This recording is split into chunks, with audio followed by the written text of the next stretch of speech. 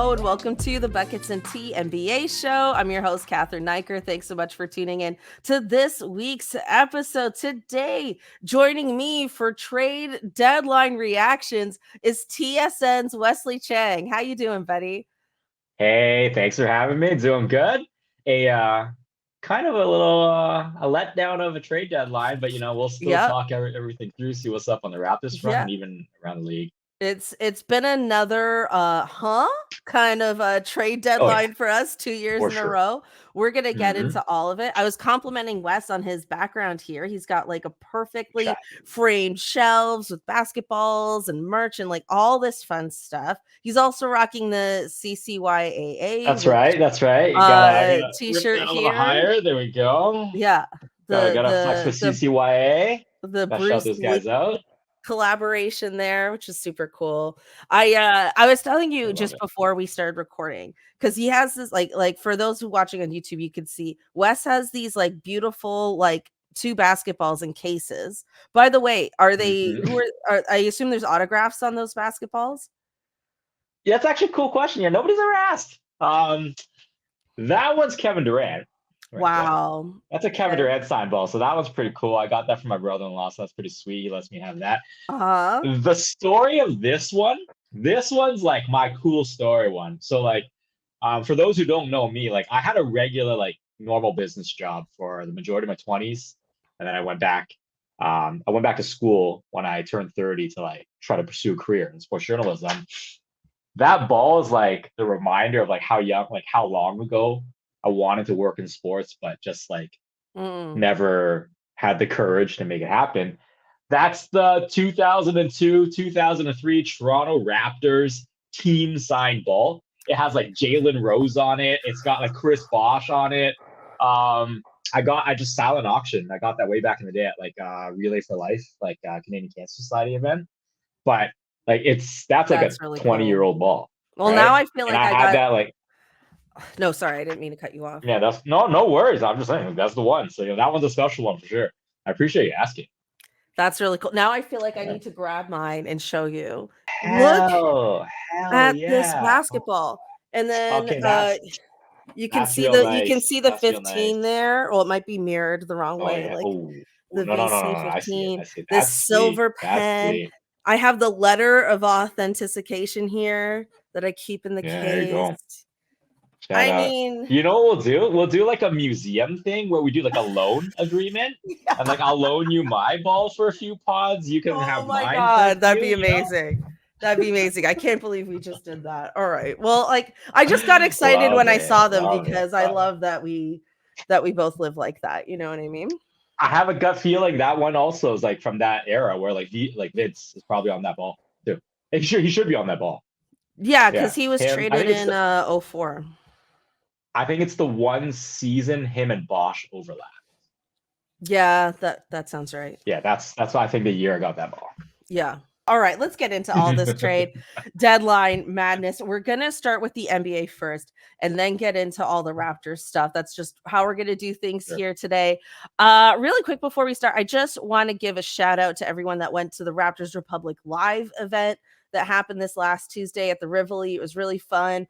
I got to meet some people who told me they listened to the show and really liked the show. And so Nice. shout out to you. Appreciate you very much. Really cool to see the show growing and all that good stuff. So very blessed for all of that. Okay. I thought it would be fun to do winners and losers of this Yeah, let's trade do it. deadline, NBA speaking, and then we will start to pick apart the question marks around the Raptors. But okay, let's start with winners. Who No do we problem. think won this trade deadline? I mean, easiest answer is New York.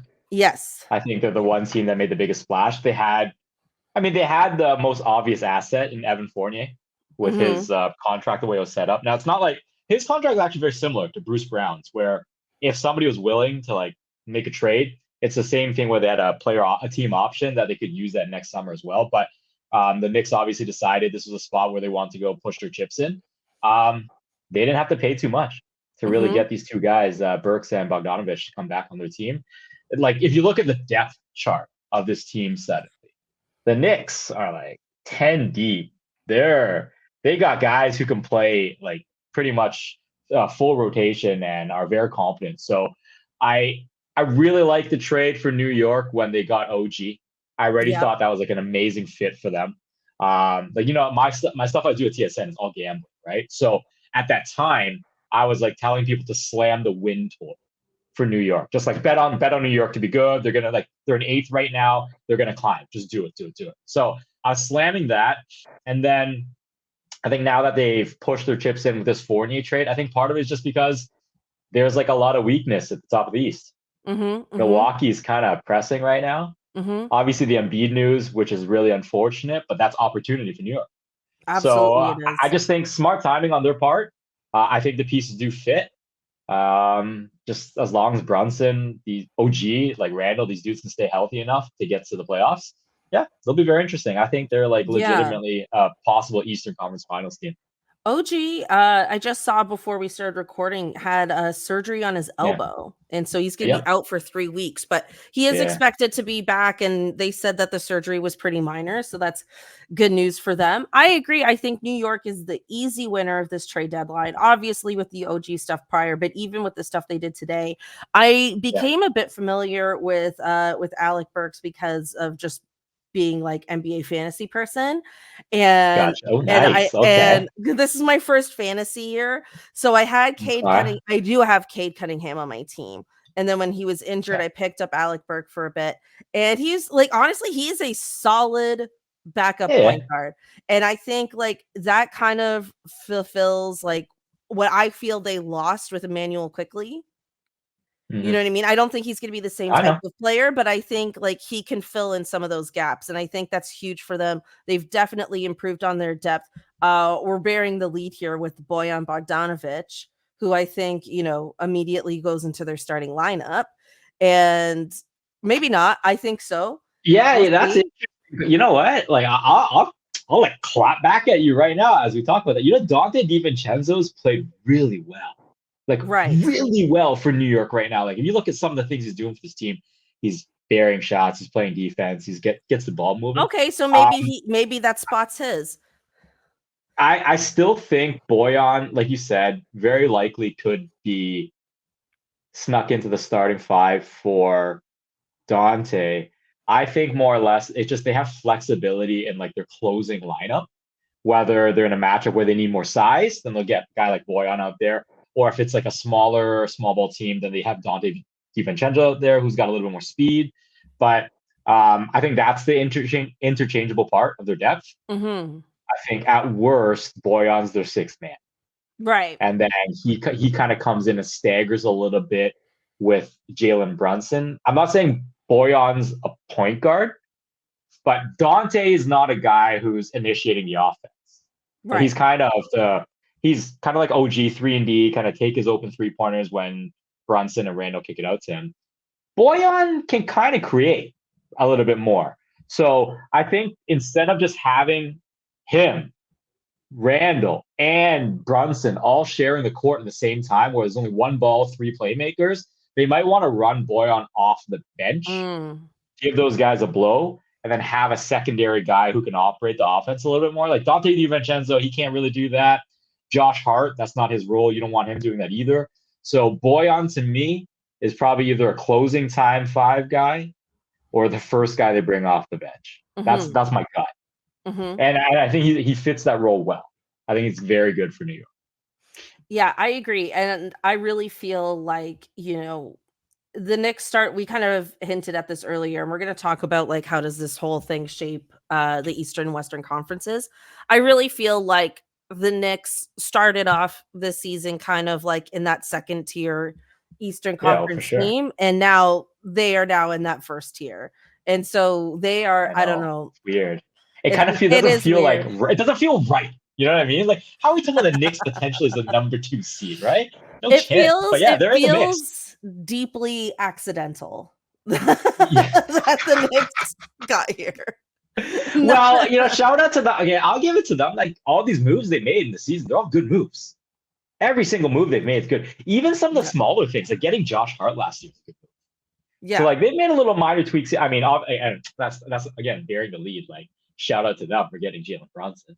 Like you know what I mean? yes, These are all moves they've made consecutively. But even over, then, like, we the span didn't of know. 2 years. Even then, we didn't know Jalen Brunson would become who he's become, right? Well, they So, made they made it, yeah. So like to their credit, they're the ones who kind of rolled the dice on it. So good for them. Like, they've mhm, had a lot. Everything's worked out for them. But we'll see. We'll see whether or not it all comes together in the playoffs. They mhm, still technically haven't proven it, but like, to be honest, I like the makeup of their team. I like their physicality. I like, especially when you talk about playoff series. I like how gritty and difficult they are on the defensive end. I like the fact that they got a dog in Jalen Brunson, like mhm. a dude that's just gonna figure it out in the final 2 minutes. You know what I mean? So they got a nice little blend, and then obviously OG is like having an insane season Mhm. in New York right now. I, I'm a Canadian media member. Okay, I get so I get so agitated with how much love he suddenly gets because he's I in New York. know, it's so Oh my god, annoying. it's not like he wasn't the same guy in Toronto, right? So that's just my little pet peeve. Mhm. ESPN, I'm looking right in your No, it's a direction. legit grievance, How dare like you guys? Yeah, I like get he looks great at MSG, but like, come on, guys, it's like he was equally good in Toronto. yeah, I mean, like, I actually, like look, no one at ESPN is gonna see this. I feel I feel like I you know, I remember, okay, when the Raptors were in the finals, Stephen A spent more time talking about his passport, about him standing in Mm, line at mhm, customs and how mhm. that Oh was yes, incredibly annoying for him. tough life. Oh yeah, tough life, Stephen A. Oh, Tough, oh, tough. yeah, like, Oh, oh, tough. Oh. I'm clutching my pearls at the thought of it. I mean, it's just like it was just so extra and so annoying, and I feel like ESPN has, it is sports and entertainment, but honey, it is entertainment first because Mhm. the quote unquote It takes absolutely is. that they have to keep these debates interesting. To me, it's the view for men. That is what it is. Yes. It's the view for men. I don't know who the like the on air talent equivalent is. Like, my God, Kendrick Perkins. I don't know how he's still on air saying some of the stuff that he says. Yeah, I couldn't share. I don't think I could Oh share no. the stage with him, man. I'd lose it. I'd absolutely lose it having to like clap back at some of the things that he says. So yes, I like that take. It's a very entertainment esque for sure. It's very For sure. entertainment-esque, Yeah, And so it's just like it's just kinda too bad, you know what I mean? Because it's I like know. if they were just even like 15 more percent sports oriented, then maybe they would have known that OG Anunoby was a great player. Maybe, maybe. Yeah, but that's how they do it, right? When it's a big market team, then they suddenly would just start, gassing them up the way it is. Yeah, I mean, I look, mean, I it's could easy to gas OG, like, given how they played. So like, shout out to him. He's listen. earned it. Yes, I just laughed about it a little bit. I could go on. If you're listening Yes, from we both. ESPN, reach out. You know what I mean? Reach out. Why not? I'm here. I'm I'm here. here. My name's there. You see it. There's my hat. I mean, listen, I could go on, but another team we should talk about are the Pacers because they Hmm. traded Buddy Hield to the 76ers for Furkan Korkmaz. Did I say Yeah, that right? I Marcus believe Morris so. and I'm three not gonna second be that round guy. picks. I'm not gonna do All pronunciation right. today. Well, Yeah, 3 second rounds. yeah, and then the Shout out to Pacers them. are waiving Korkmaz. So I mean, obviously I don't know much about him and apologies for that. But listen, Yes. the Sixers have had quite a week, right? So like after I recorded last week, it came out um that Embiid has he has a torn meniscus. This is another media Mhm. thing I'd like to get into for a second here. What the hell's a flap? I'm sorry, Uh, if well, something is flapping inside your knee, it is I, torn. I am not a medical expert. I cannot distinguish Neither am between I. flap, I'm a human being with this, 2 that. knees. I'm Okay. a human being with 2 So knees, and if something was flapping in there, it would be torn. I'm with you. I think it's been very interesting language selection when it came to releasing information on this. But I'm with you. It's interesting. Like it was interesting to see this move from the Sixers, because we can like our crew at TSM. We came into today saying how Philadelphia plays it at the deadline is a massive indicator of how they feel about Embiid's health. So if they did nothing at all and they stood completely they just stood pat, that tells you everything you need to know. Like Embiid's not coming back this year. If they like sold everything, then it's like, oh crap, like Embiid could actually even return in the middle of the season. I think this trade for them actually was kind of like down the road, somewhere in the middle. Like they didn't push all their chips in. I mean, they basically gave up nothing to get Buddy Hield, which is kind of and Buddy Hield, incredible. I know. So like great trade for the Sixers. They got a good piece for them, but they also didn't make the big splash that they could have made. Um, to me, like this is all speculation, right? I think by making a move like that, it probably tells you Embiid is likely to come back, but they're not exactly 100% how healthy he'll be. Like like it could take a long time from the recovery, right? My fear, and not that I'm a Sixers fan per se, but just somebody who likes the league, likes basketball, and wants to see great players do great things. My fear is that they're going to bring him back too early and For make it sure. worse.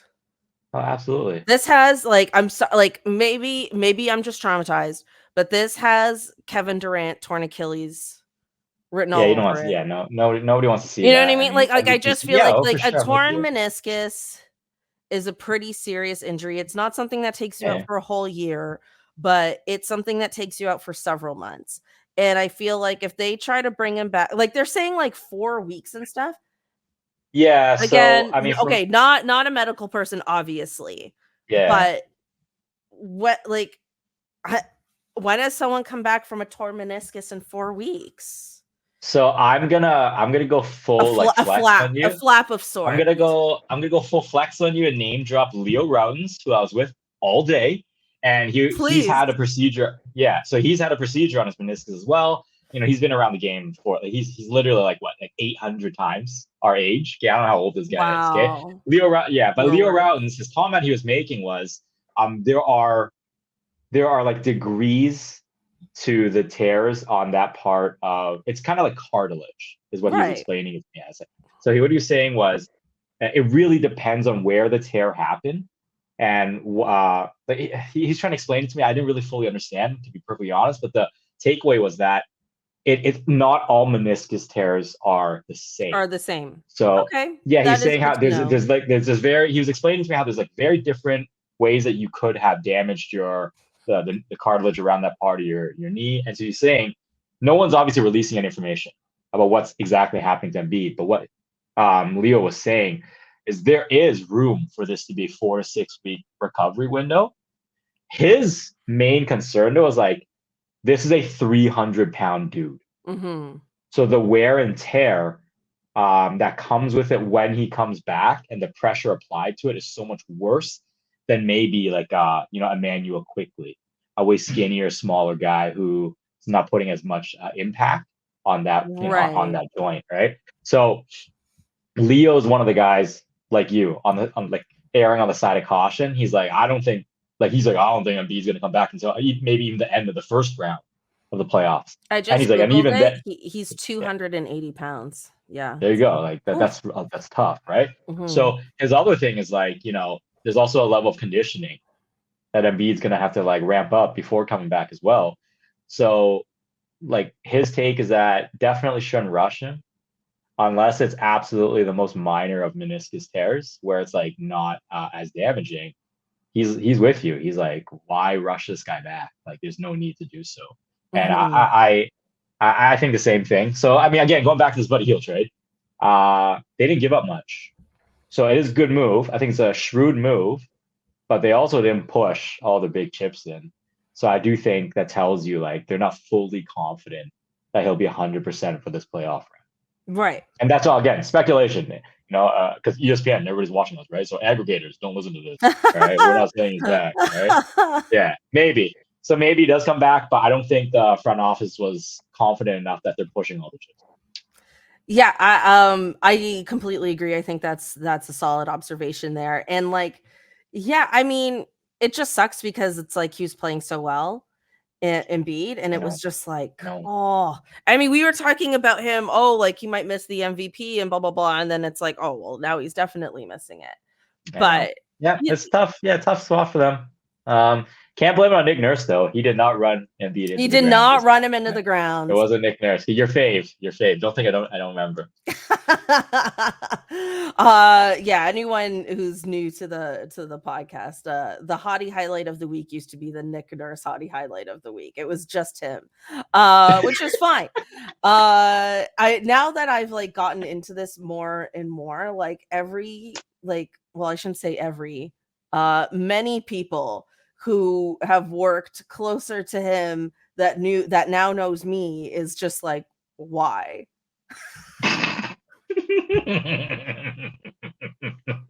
And I was like, because he played guitar and he Cool, listens so to cool, so, jazz and he so and he cool. plays piano and and there's more. There's more. I forgot. He's a Absolutely. terrible actor. The depth. Uh He's got depth. He's got depth, he's He's got layers. it's Lots just of layers. you're not like we don't see coaches that have a personality outside of basketball. Well, very well explained. I definitely vindicated. Stop.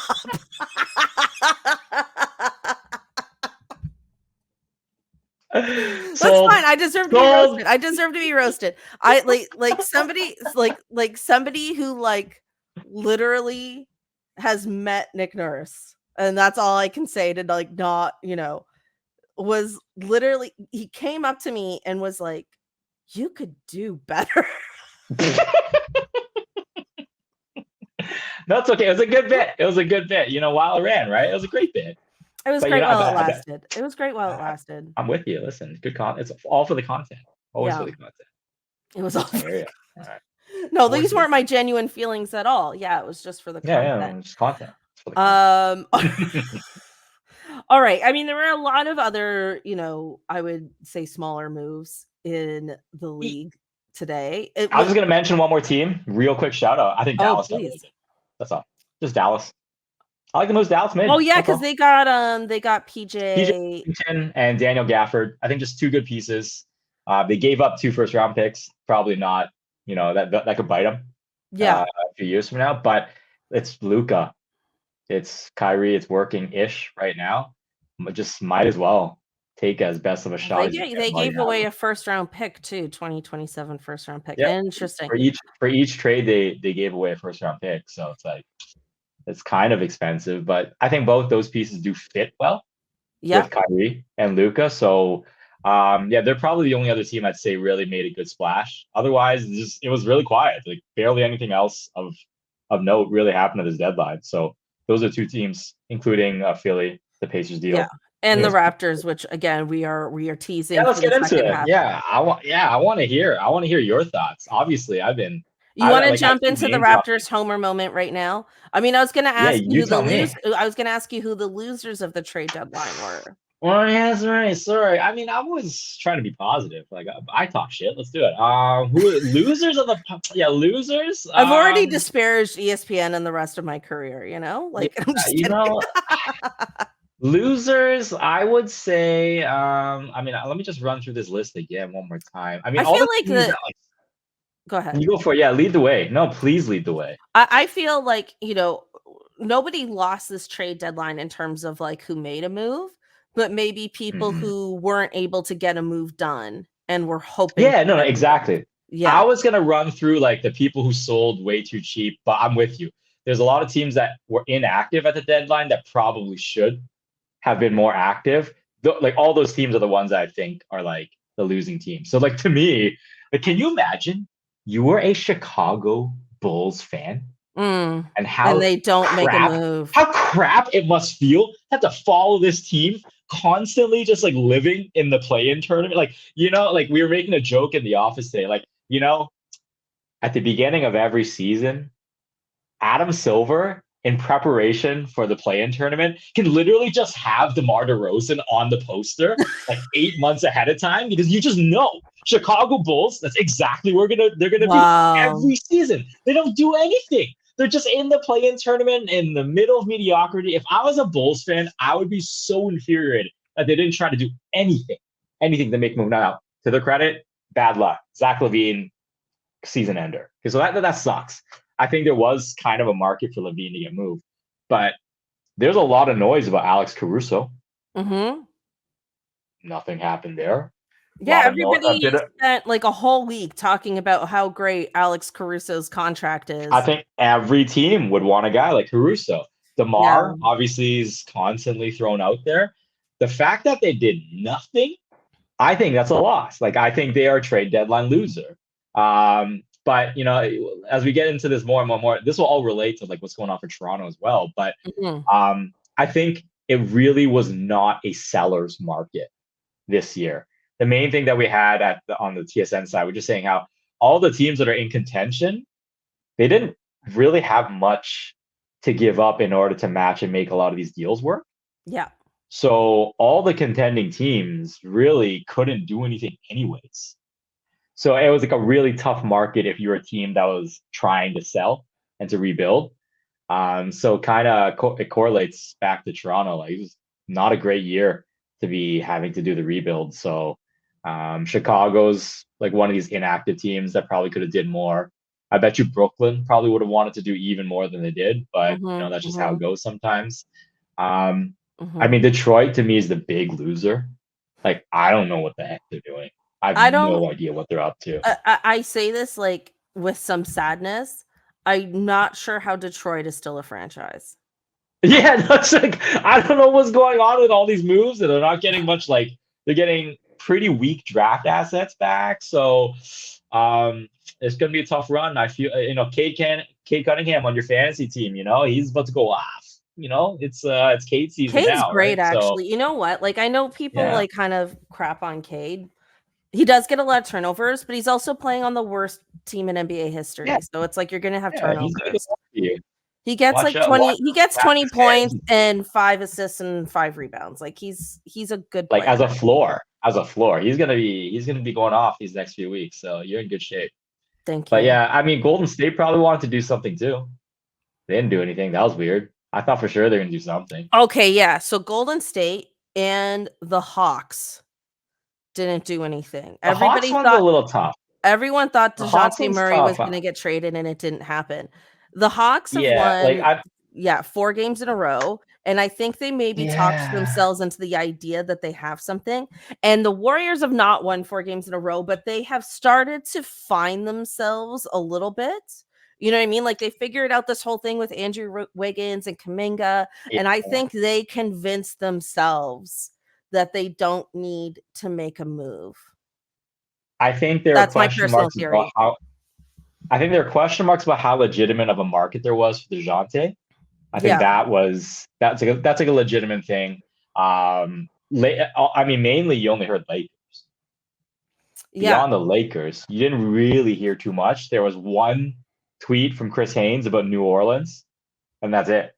So I'm kind of surprised that the Lakers didn't make a move. I have a personal theory. This is just a personal theory that LeBron James hates D'Angelo Russell. I think he looks. Oh, yeah, I would. That's not far off. Okay, thank you. I think he can't stand D'Angelo Russell. Oh no, he's not a winner, man. He's stuck cool than he is about winning games. Yeah, not a good piece at all. Yeah, so I thought. I mean, they probably just couldn't get rid of him. So that's just how it goes. 1,000%. Like, going back to the Warriors again, like, they did have pieces that could have been made useful in trades for other teams. I'm surprised. Yeah, I'm surprised they didn't. I'm surprised they didn't move off from Wiggins, but I think Wiggins played himself into being untradeable. Yeah, that's what I'm saying.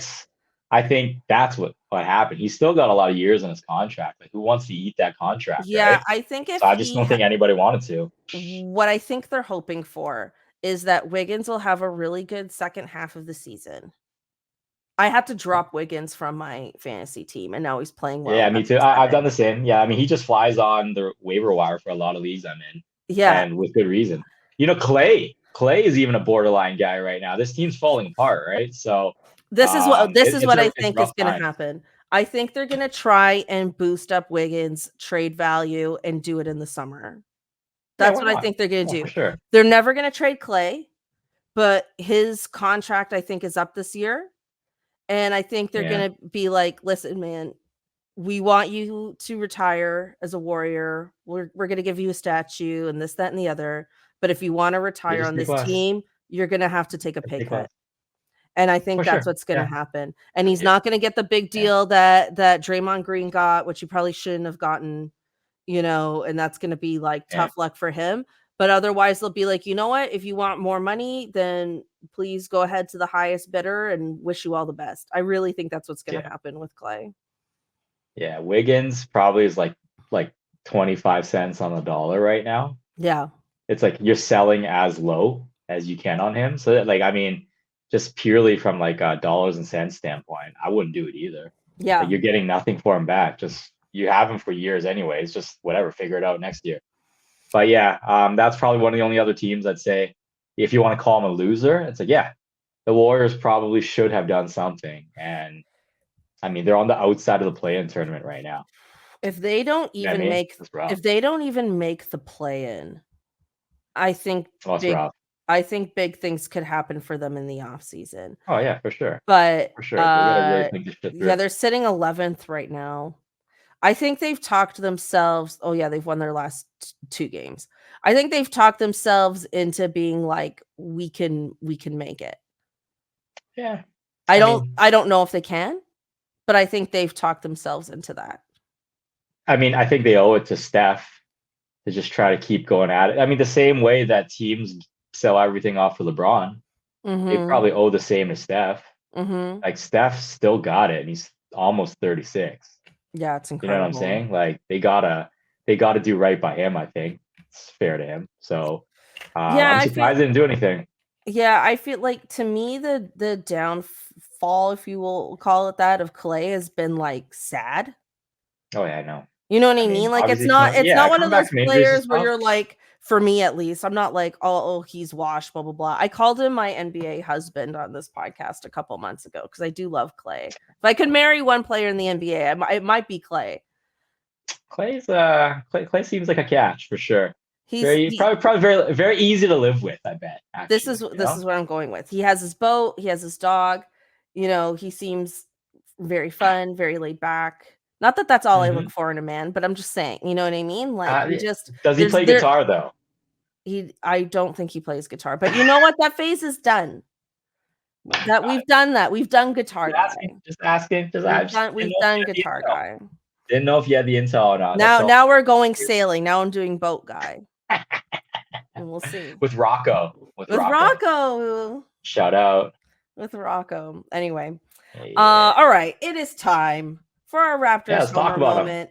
And I phrased this question to you in our docket today as WTF question mark question mark question mark question mark question mark question mark question mark question mark. Yes, So you did. Yes, you all did. right, let's break down some of the Raptors moves real quick here. Yeah, let's Shout do out to it. everyone who listens to this podcast because you obviously already know what these moves are. Of course, of course. So two moves. One, we traded away Dennis Schroeder and Thaddeus Young to receive Spencer Dinwiddie, who we then immediately waived. We also got Kelly Olynyk. Oh my God, why are the Raptors mentioned 7 times in this article? Sorry. Thank you. Got it. Okay, so we received Kelly Olynyk and is it Ochi Yeah, Abaji? it's Ochai Abaje. The G is silent. Ochai I had to figure Abaje. that. Yeah, like chai tea. Ochai Abaje. Thank you. I had to learn that today for TV. Yes, well, that's a flex. There I you kept go. I kept saying the G, and they're like, Wes, the G is silent. The G is silent, and I just couldn't. Ochai I screwed it up like two, Abaji. three times. Abaji or Abaje? Yeah, Abaji, Abaji. Abaji. Ochai Yeah, Abaji. yeah. And we received them from the Jazz. They're getting Otto Porter Jr., Kira Lewis Jr., and a 2024 first round pick, which will be It's either the Clippers or Thunder one, like the one that's going to be right at the end of the draft. There you go. Yeah. All right, let's talk about this Kelly Olynyk thing first, right? Because Kelly Olynyk, sure, he's Canadian. Hot take, don't care if they're Canadian or not. We don't. I love the Canadian team when we're rooting for the national team, but in terms of the Raptors, like it's all good. It doesn't really do anything for me. He is in his 30s for sure. I don't know his exact 32. He had surgery on his foot last year, pretty much didn't play the whole season last year. He's a decent backup center, right? He's an improvement on Thad Young. He's an improvement on Thad Young. He doesn't fit the timeline in any way. Exactly. When I saw this morning, I thought we would be trading him again before the end of the day. I know. I hear you. No, I'm with you. I know what you mean. So like how do you make sense of this move here? This trade is for Agbaji. It's not for Kelly O. Like it's for Agbaji. So I think in the wildest of dreams that Masai probably can have, they would love for Ochai to become like a similar level to OG. That's what they want out of this guy. This guy's a defense first guy. He's got a decent 3-point shot, but the thing, this is what our thinking was and how we believe and perceive the front office for the Raps to be approaching this. You have this 2024, 28th, 30th, 30th overall pick, which is a complete mystery box. Of course. You don't know what that is. Or you have this guy who you've already seen at the NBA level, who is a former 14th overall pick, clearly has some pedigree from college. The Raptors might think, hey, developmentally, if we can get him to where we want, he fits what we need alongside Scottie, IQ, RJ, yada, yada. Like right now, the Raptors couldn't like stop a nosebleed right now, right? So they do need a better defense. It's funny enough, they traded away OG, and guess what they need? They need a guy like OG. So they need a defender. Agbaji, they're hoping could become that. Our suspicion was that they'd rather roll the dice and think that they can develop that guy than wait until June to draft somebody that they might not even get their guy at pick 28, whatever pick it. The second layer to that is the Raps have multiple picks coming up in this draft. The Raps don't want to have 3-4 rookies on this roster. They absolutely do not want that. They'd rather have guys slightly more ready to play alongside Scottie. Every decision they make is related to Scottie. What is best to set up this team to be built around the superstar, right? So Kelly O is actually not a bad like backup center. It's just kind of like it's like the same thing that the Raptors have done, which I know frustrates everybody in like Raps Twitter. Like you have a Thad Young move, you have this Jakob Poeltl move. It's the same rinse, recycle, repeat. So I get that part. This is more about Agbaji and them thinking him as an asset is better than whatever they could get with that 28th, 30th overall pick. So I think that's just the calculation that they made. And then if it doesn't work out, what they give up, the 28th overall pick, like off the top of your head, how many 28th overall picks can you name that like do stuff in the NBA? It's probably very, very, very best, right? So that's what it comes down to. They just don't need all these draft picks in this season. Everybody always like gushes over rookies. Like you don't even know who the person like you have like I don't know if that's just like the gambler. Yeah, I don't know if that's like just the gambler in every single person just like wishing for the best but not like being confronted with honest reality. But a lot of those late round draft picks just never work out. Right?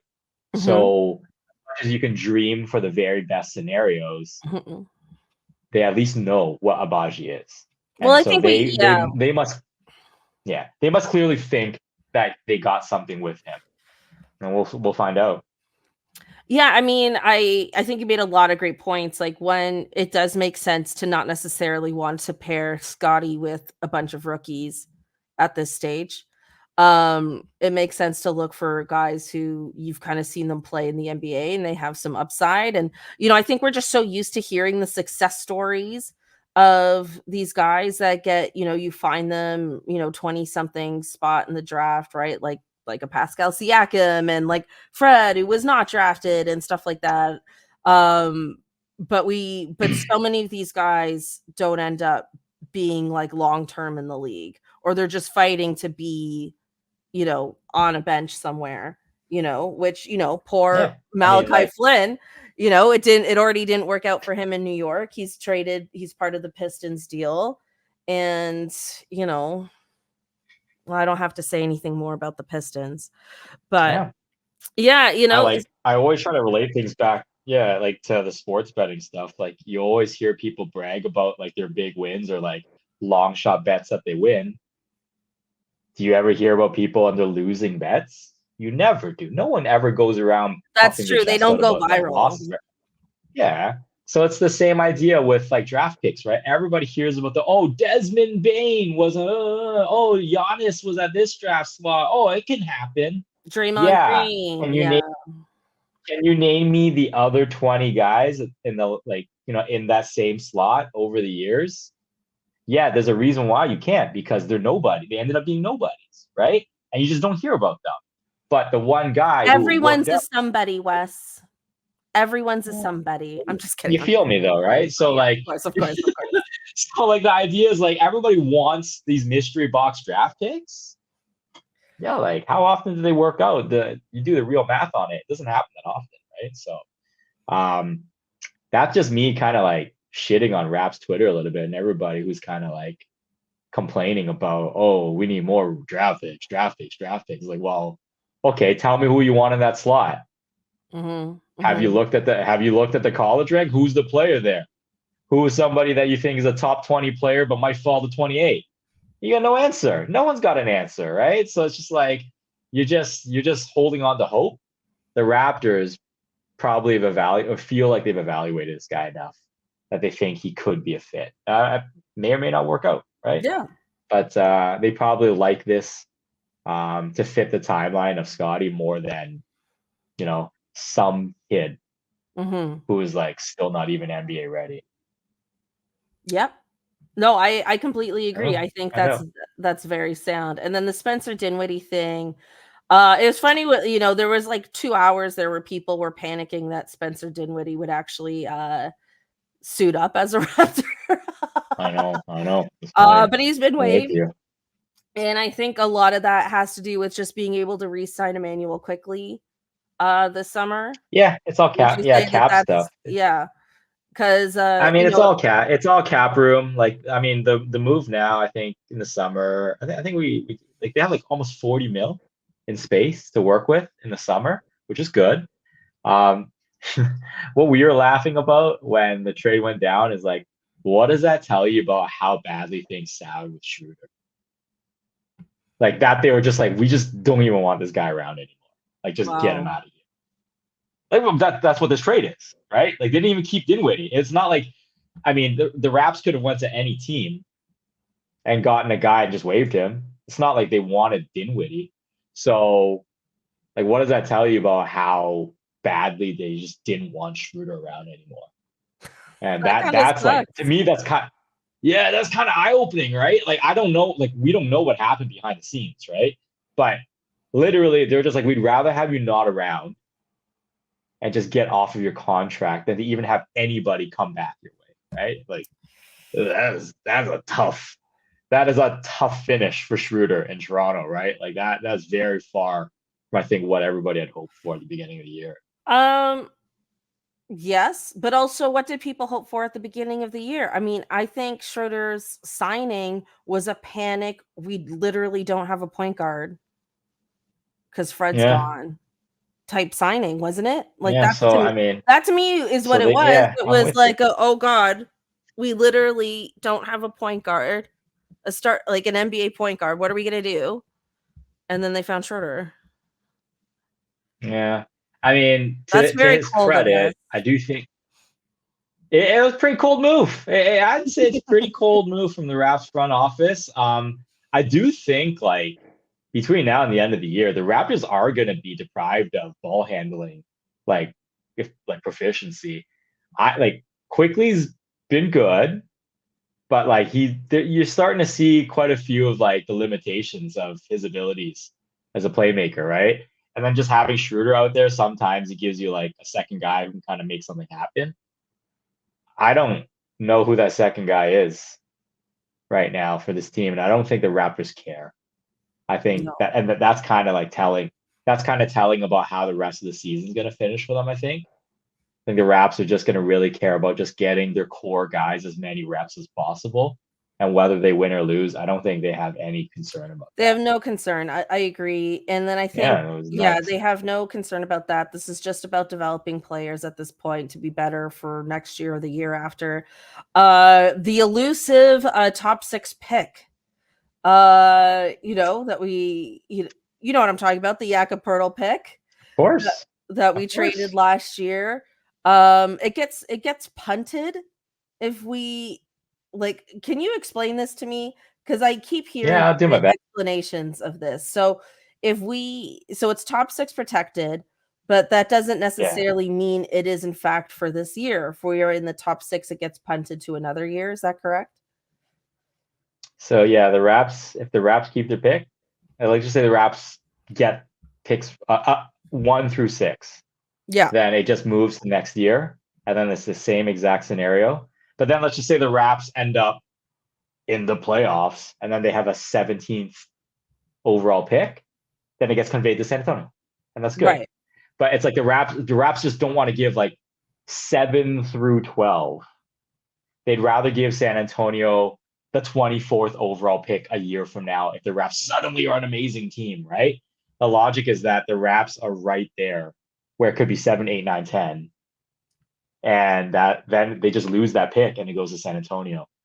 The main thing that we've been really trying to preach on the broadcast is telling people, even if the Raps sink to 6th or 5th, it's not guaranteed.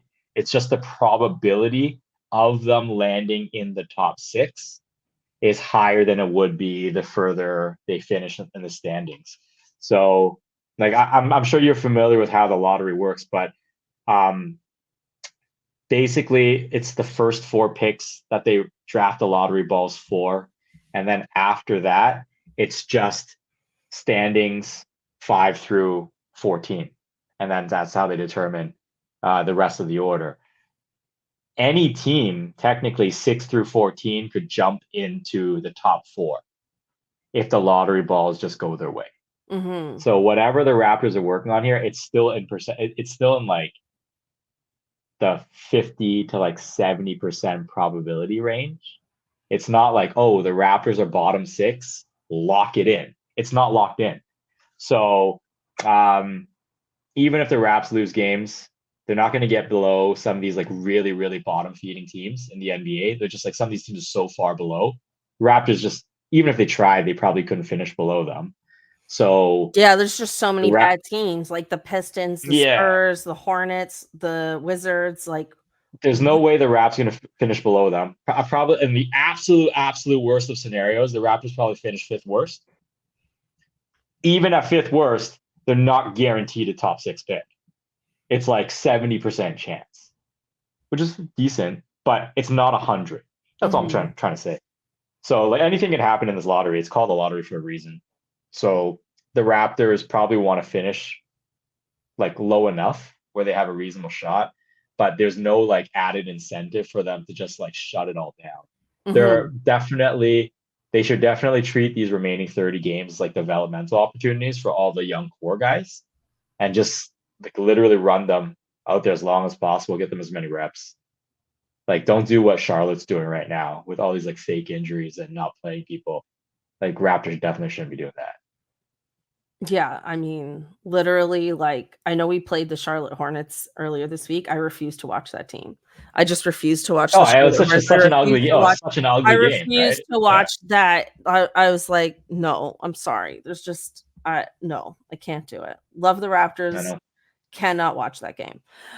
Yeah. All right, let's let's start to wrap things up here, Wes. Let's finally do our Raptors Hottie Highlight of the week, and it goes to Uh-huh. Scottie Barnes for making the Okay. All-Star team. Of course. Come Of on, course. we gotta give it to Scottie for that. Have to. It almost went to Darko again because he got mad at the team for their lack of defense, and I have decided I really love Angry Darko because I think I mean, that was an all-time pantheon moment for sure. yeah, That's like, gonna be replayed on top tens forever. no, well, that was when he was yelling at the refs, but like there was a moment earlier this week where he was like really on the team about not playing defense, and then that would seeing him angry for a second time made me realize that I love Angry Darko because I think like the thing is that he's so nice that his anger feels inspired. You know what I mean? I got you. It's like oh, when he's mad, you're like, oh no, we got him mad. Oh no, we done goofed. Yeah. It's exactly that. I got you. But it's gotta go. Yeah, shout out Scottie. Shout out Scottie. You're absolutely right to do so. Good for him. I hope he's happy with it, man. To be honest, I didn't see it coming. I didn't think it would happen for him this year, but very happy to be wrong. Listen, I think he individually has earned the right. It's just how many teams how many times you see a player on a team that's like 13 games below 500 make the All-Star team? It just doesn't happen, right? It's very that's the honest truth. Like it just never happens. So I'm glad his flowers. Like he's earned, like he individually has earned the right. It's just the team is so bad this year that Raptors should not have an All-Star. I wonder. Okay, this is my thing. This is me half joking, half serious theory. Is we have something that other teams don't have, and that is a show called Open Gym. And good Lord, what was Open Gym gonna do if there wasn't a single Raptor in the All-Star game? Like they can't. What are they gonna do? Follow everybody on their respective beach vacations? They can't do that. Yeah, the content would have been real rough. The content would have been rough for Open Gym. Now they get to follow Scottie to the All-Star game. I like that. Wow. Other teams don't do Open Gym like we do Open Gym. Open Gym's sick. Shout out Open Gym. All the guys that Open Gym. Yeah, that's they got a really good production crew putting that together. They do really good. I think the Open Gym guys called Adam Silver and we're like, look, buddy, gotta cut a deal. Guys. Gotta do something about this, all right? It's not right. No, I'm with you. Yeah, it's gonna be fun in Indiana this year, right? Yeah, that should be pretty cool. Yeah, looking forward to that. But yeah, happy for Scottie for sure, and hopefully it's the start of a very, very long All-Star run. Yeah, amen to that. Yeah, first of many, hopefully. All right. Awesome. Wes, let's wrap it up there. Thank you so much for joining me. Thanks for having me. I truly mean that. Oh man, I mean, you were on the pod a few times last year. Been meaning to get you back on this year, and you were absolutely the right person to have for this trade deadline to break it all down for us. For those listening, let us know where we can find you on the internets. Intentionally put it right there. Let me do the arrow point better. Boom. Cheng Wesley. Find me on Instagram. Find me on Twitter. Same handle. Almost always just talking about betting stuff. I'll try to be better. All right. You're literally a betting expert. That's what you do for a living. I only tweet about betting stuff, but I should probably do more than that. So that's fine. New Year's resolution. We get on that. I played poker with Wes, lost all my money. Not all my money. I'm not stupid enough to bet that much money. But I was like literally like, oh, like you play poker for a living. Like I didn't know, or you bet for a living. I was like, I didn't know that this was the table I was arriving at. Like I just thought that's not like, fair. I was the one people. I'm just the one drinks, person. It was just blah blah blah. And then I was literally like asking you to analyze my body language. I was like, what is my body language telling you right now? I'm a fraud. Do I look like I'm bluffing because I'm too scared to bluff? Does it look like I'm too scared to bluff? Because I am. Well, if it makes you feel any better, Ennis, who does host those games, shout out Ennis Esmer. He's gotten pretty angry at me a few times of late where I've gotten him good. Like you know how poker goes sometimes. Yeah. I did him dirty one time recently. Like where I had pocket aces but he had me. He had a flush. I Ooh. should not have beat him. And then on the river, I backdoored his ass. I Oh, you backdoored his got a ass and I third beat ace? him. No, I got another spade to complete an ace high flush, whereas he already had a Oh. flush. He Oh, already had wow. it on the turn. Yeah, he's not happy. He's not happy. So, That Ennis, you watch this episode too. I'm sorry, man. Didn't mean to bust you up like that. Just how the cards came, man. I one That's time. so It was only one funny. time, all right. But That yeah, I that happened to appreciate me it. once, and Alex Wong filmed me having, like, a whole breakdown. Oh, I remember that. It was hilarious. It was great. It's a good memory. Oh god. All right. Well, thank you, Wes. Thanks everyone for listening and watching on YouTube. I appreciate it so much, and we'll catch you next time. Bye.